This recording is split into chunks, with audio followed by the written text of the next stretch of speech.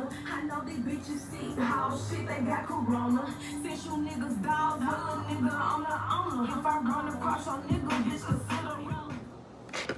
Hey witches, I today I want to talk about my coming out of the broom closet journey and experience. I recorded this video yesterday and I liked the way it came out, but it was rather long, so I'm gonna try and make it concise and like get my points together. So we're gonna start with my childhood religious background. So on my mother's side, we have a family church that my great-great-grandmother and her husband, they built. We have a family church. Like everyone in my family goes there. I'm related to everyone in that church. Literally, I'm cousins with everybody there. That's why we go. Cousins with everybody. Like, that's my church. That's my home church. That's where I'm at. And then on my dad's side, my grandparents that I spent the time with, they are Jehovah's Witness.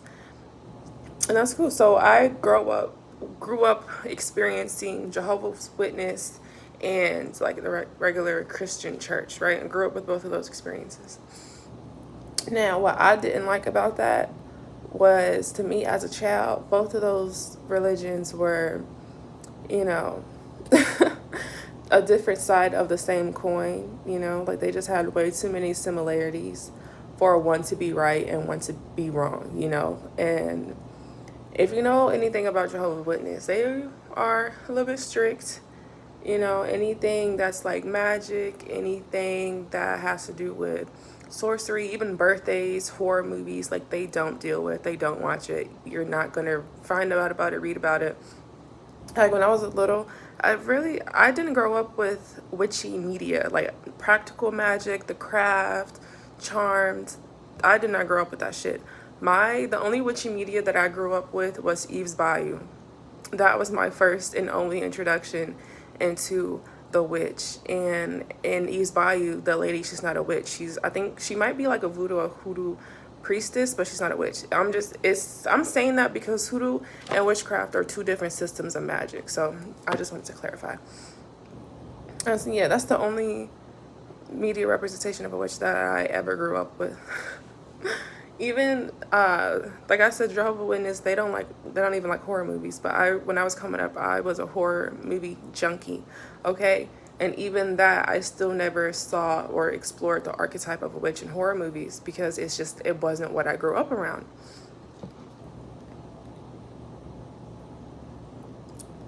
This is butterfly and pea flower tea.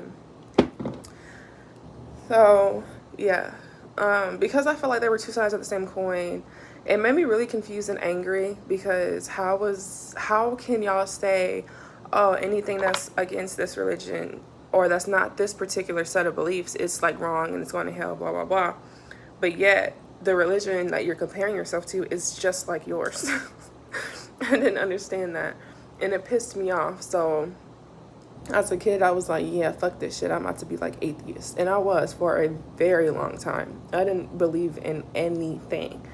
And it's another important note is that in my grandmother's church that I grew up with, there's no mention of saints. There's no mention of anything outside of the spirit of Christ and the blood of Jesus. Like, that's their main thing. Like, there's no pictures of saints. There's no pictures of Mary.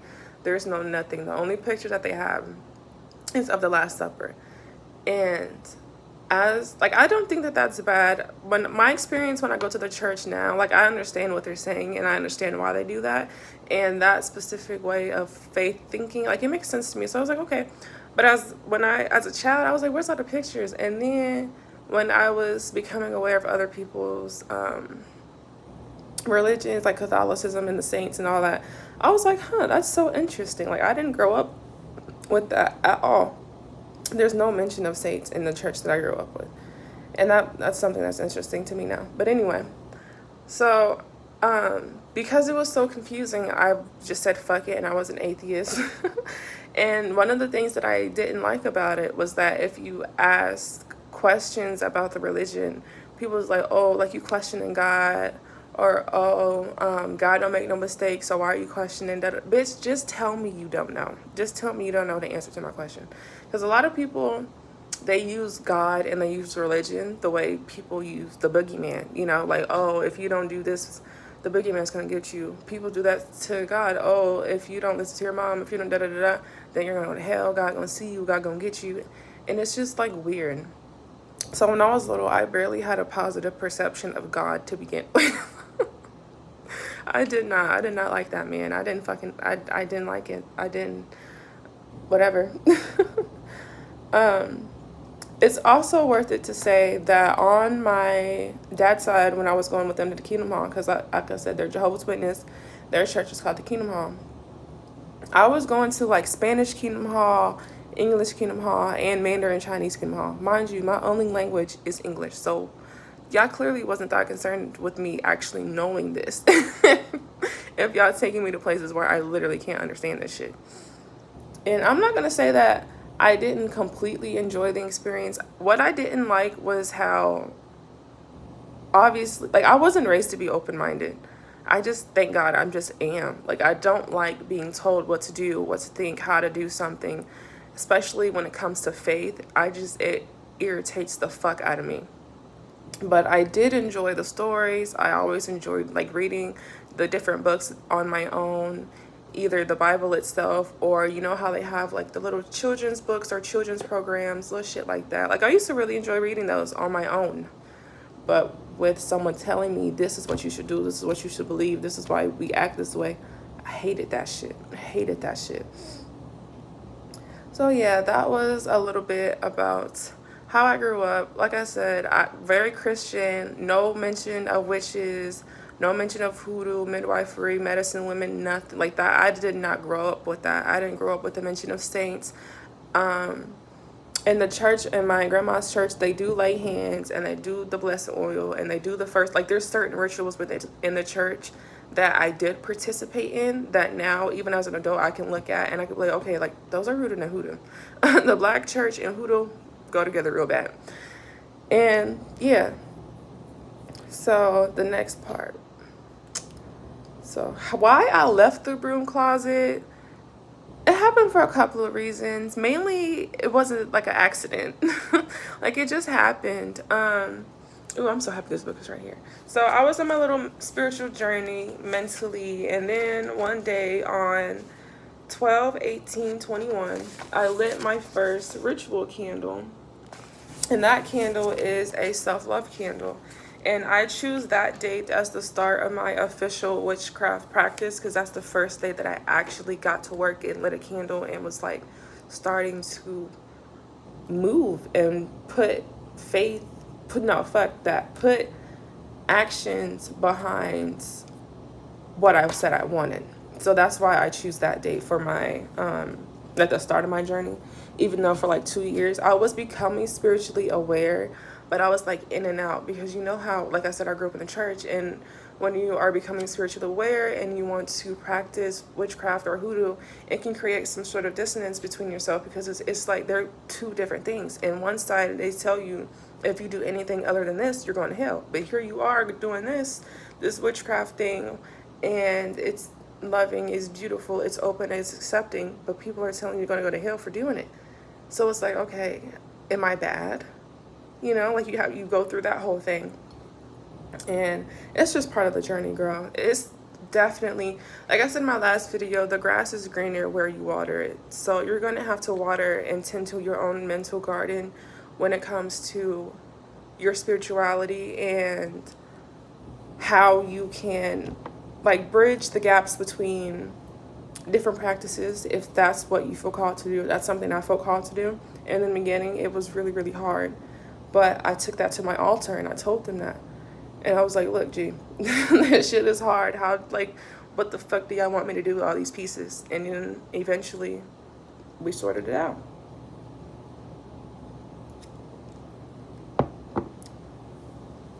So yeah, my start to leaving the broom closet, it was pretty accidental. I was living with my mom at the time. And like I said, I was becoming more spiritually aware. But before I lit my first candle, like I already had tarot cards. I was already into astrology. I just wasn't practicing magic. And once I had lit my first candle, after that, I started having an altar built in my bedroom. And just having that one space where I could go to pray, to leave my worries, or even like to do ritual work, it helped me a lot. It gave me a focal point, and it reminded me of basically like what I wanted or why I was embarking on this journey in the first place, you know. And because I had an altar in my room, obviously people would see it. They would be like, what's this glass of water right here? Why you have candy on the table? Just little stuff. Nobody ever said anything outright evil or hateful. Like, nobody accused me of being fucking demonic or, you know, doing weird shit. Like, nobody accused me of anything nasty. It was a few jokes here and there, but not nothing that, one, I remember, two, that hurt my feelings, or three, that I ever internalized, so who cares? Yeah, it just kind of happened, and I'm grateful for it. So why I let that continue is because I was starting to realize that a spiritual journey and being a witch is not, it was not just about the candles you light. It's not the spirit you conjure. It's not you standing over a bubbling cauldron seeing the future. Like, it's the journey it takes you within yourself, and the walk that you learn to walk. That might not make a lot of sense, but I'm gonna come back and explain that another day. So the main reason why I continue to let that happen is because being in the broom closet wasn't serving me. Hiding the most important parts of myself in my close relationships, it just didn't begin to make sense to me anymore. And as someone who was already a part of the LGBTQ community, I am a lesbian. I know, understand, and accept that there will be people out there that don't like me simply because of my sexuality, and I accept that. And because I already had that in my brain, it was easy to extend that thinking to my spiritual and religious beliefs. Okay, well, because you do this thing and believe in this thing, there are people that might not like you. They're going to think negatively of you, and you're just going to have to deal with it.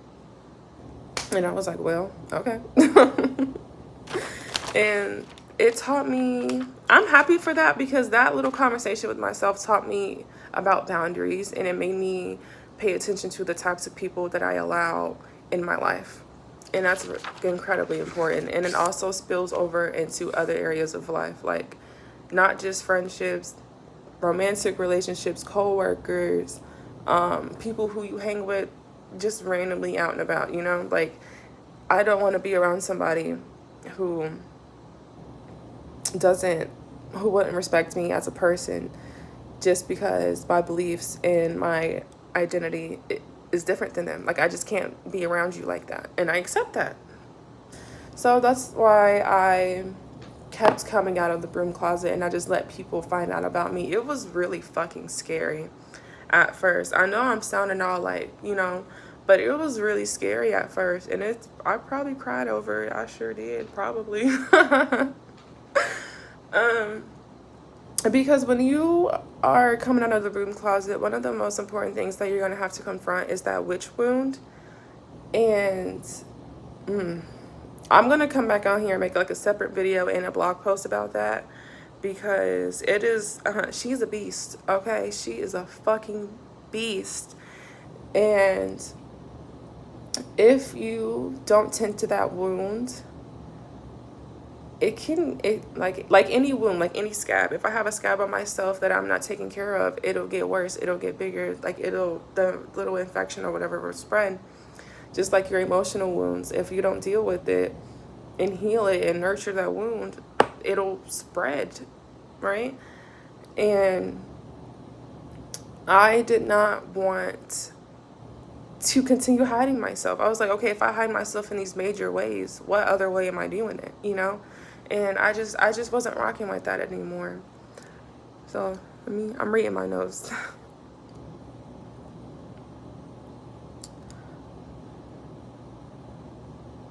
Oh, another reason why I continued to come out the broom closet was because I knew I've always wanted to open my shop, but I didn't think I was going to do it. So when I finally was like, oh my God, this is something that I want to do, opening my shop forced me to come out of the broom closet.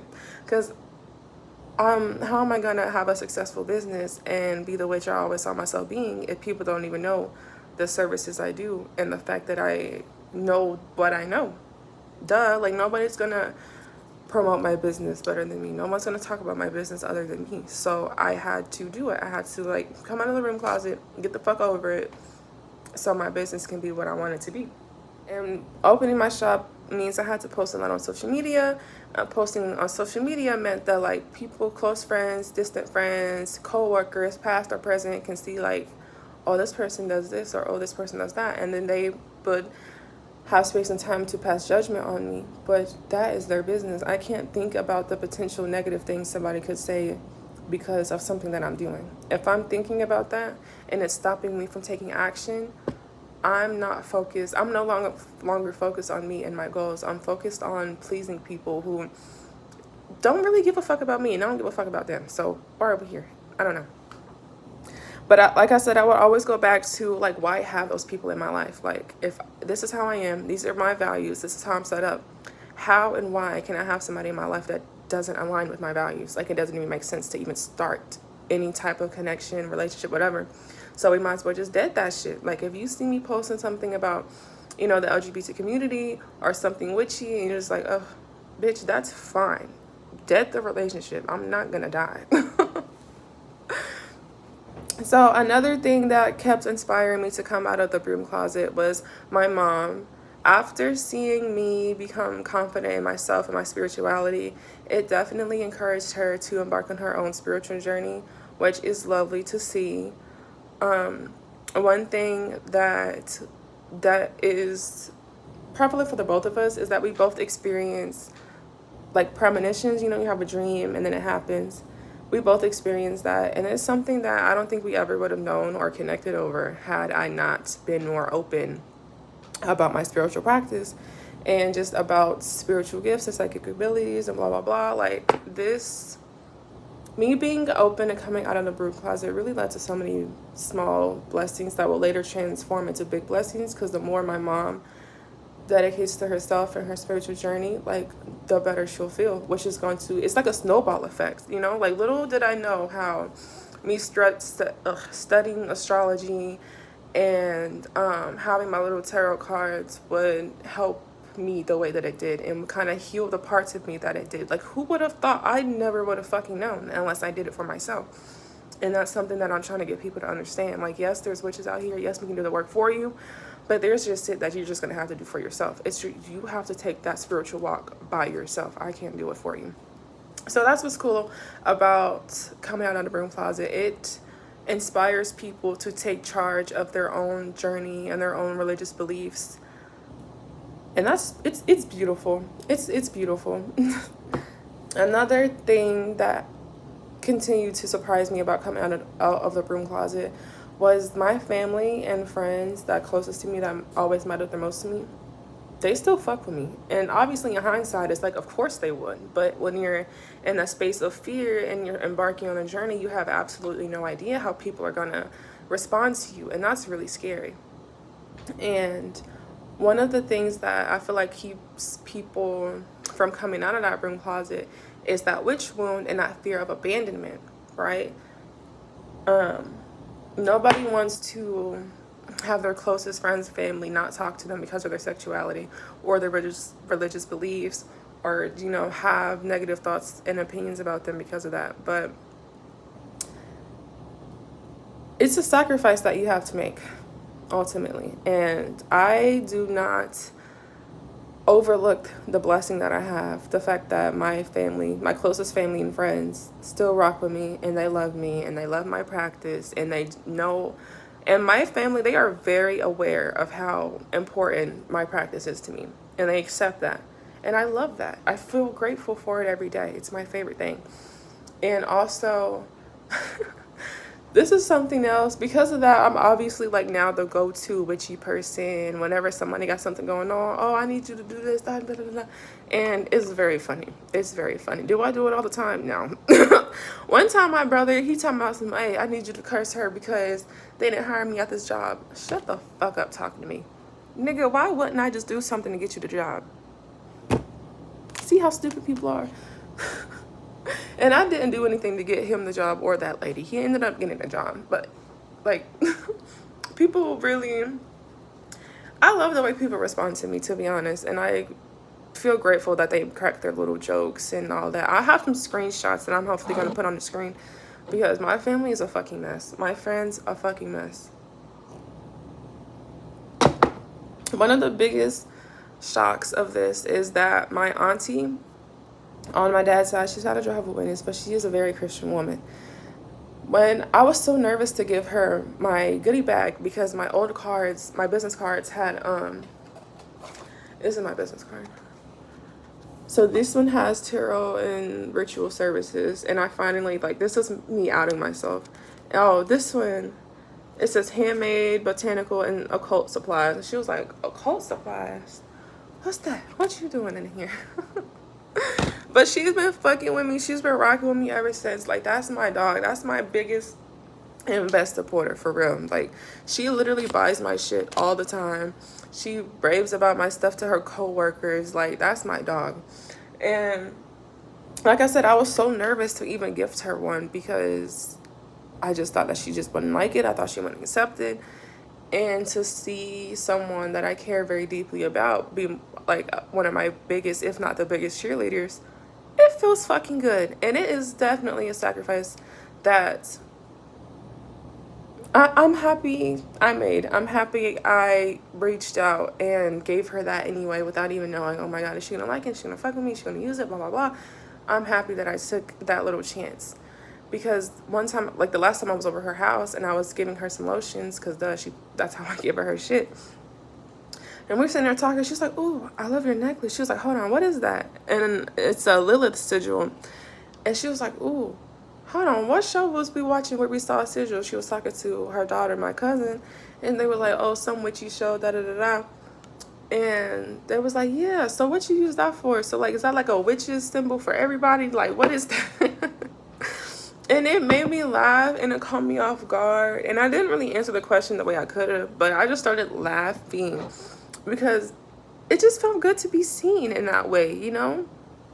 Somebody just talking and being curious and like, ooh, what's that? Or, oh, why do you wear that? Because my necklaces and jewelry are usually devotional jewelry, devotional pieces. So I do wear every piece of jewelry for a reason. I do love jewelry and I love stacking my jewelry, but I am intentional. Whatever sign, sigil, color I put on my body, it's for a reason, and I put it where it needs to go. Okay. So, yeah, that was a fun little conversation that I had with her. And it, like I said, it made me appreciate her presence. I made this lotion, and it's called With All My Love. And it's crafted to express love you can't put into words. Only give to those you value immensely. And I'm going to give this to my aunt because that's my girl. That's my girl. This isn't something new that I made too. It's called Sugar Mama. This is for the lesbians. It is, baby. It's for the lesbians. It has pomegranate, coffee, and argan butter. This has mango, lavender, chamomile, and jojoba butters. This shit feels phenomenal. Like, oh my God, I outdid myself at that. Really, both of them, because both of these formulas are new.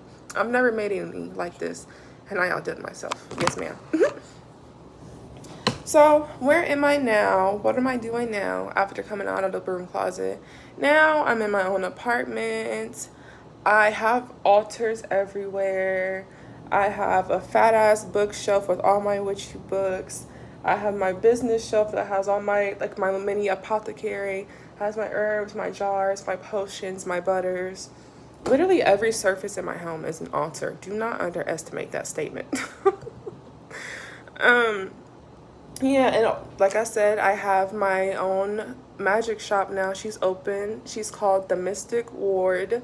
I'm very proud of her. One day I'll get on here and explain to y'all like more of my business, my name, why I chose the names that I chose, the symbols, all of that. I feel like it'll be fun. And with that magic shop, one of my main goals is to help others find their magic and to just be more secure in themselves and to do the work, whatever the work is, whatever it means for them.